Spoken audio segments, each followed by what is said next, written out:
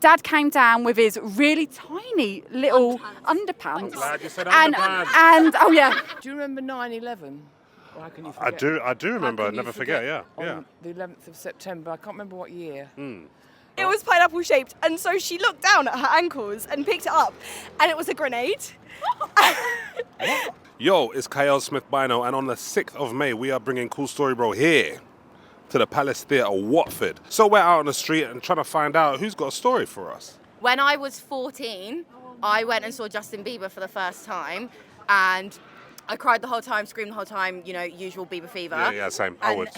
Went home, had a massive earache for 2 weeks. Mum was like, let me take you to the doctors. She went, let me just take a look at you. And she went, has your face always looked like that? And I said, like, what? Rude, that's rude. She went, yeah, your jaw's like half like swinging to the side. I screamed and cried so much, I unhinged my jaw and dislocated it off to the side. Back when my mum had a car, she was driving around and she felt something like rolling around near her ankles, picked it up, and it was a grenade. And it had like a hole drilled into the side, but the pin was still in. And so she had to drive to the police station with the grenade practically in her lap and was like, I have a grenade. I don't know what to do. Where did she get this car from? So I got home and she was so drunk. I had to carry her pregnant into my mum and dad's house. Oh, I was pregnant. She's not pregnant.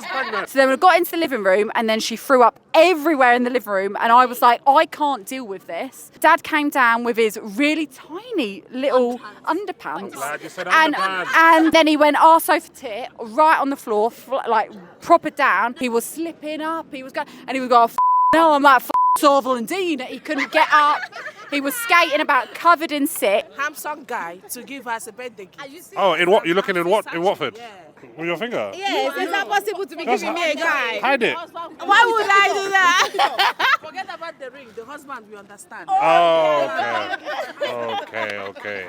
So really, looking for the handsome guy for you?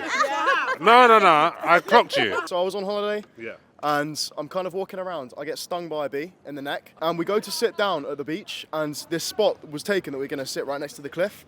And because that spot was taken right next to the cliff, we had to sit a little bit further forward. A rock fell on a guy, and the guy was in hospital for, like 6 months, like could have died if I sat there.